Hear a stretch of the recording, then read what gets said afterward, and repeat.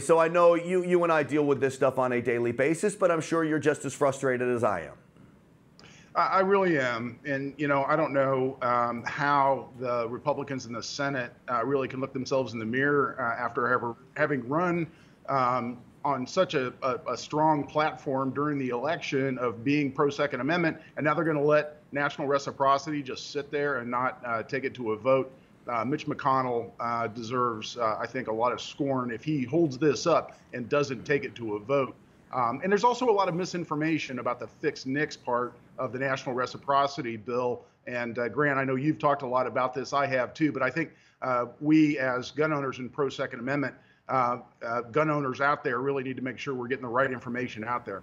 You know, as I look at what's going on with the fixed NICS bill, and there's a tremendous amount of controversy, many of the controversy is being pushed by bogus talking points. I actually believe it's a fundraising effort on some from the right that want to raise money for their groups posing as gun organizations, when in fact, really, they're just trying to rally up a base and get them angry about something they don't need to be angry about.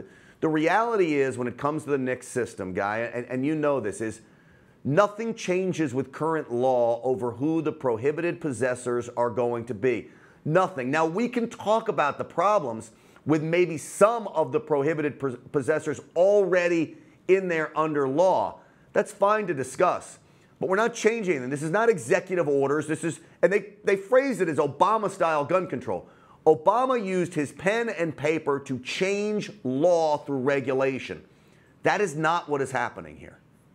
No, and you're exactly right. Let's be specific. What Obama did is he gave directives both to the Social Security Administration and to the Veterans Administration, where when, for instance, in the Social Security, if somebody appointed a representative to receive their benefits, automatically the Social Security Administration was declaring that person incapable of possessing a firearm, reporting that information to NICS, with the decision having been made that they can't possess a firearm. The Veterans Administration was doing something similar to veterans who simply had a diagnosis, for instance, of PTSD with no indication that they were, in the somewhat offensive terminology of the statute, mentally defective.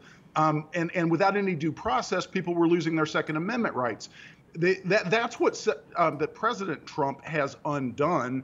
The fixed NICS bill, and this is where the confusion is, does nothing to reinstitute those processes within either Social Security or the Veterans Administration that deprive people of their constitutional rights without due process.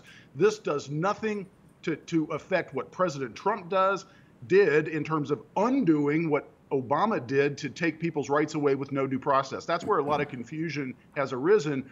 All this does is make sure that relevant information gets sent to NICS. It doesn't change who's a prohibited possessor, and most importantly, it doesn't allow people to lose their rights without due process. That's the misinformation that's being disseminated out there. That's just flat wrong.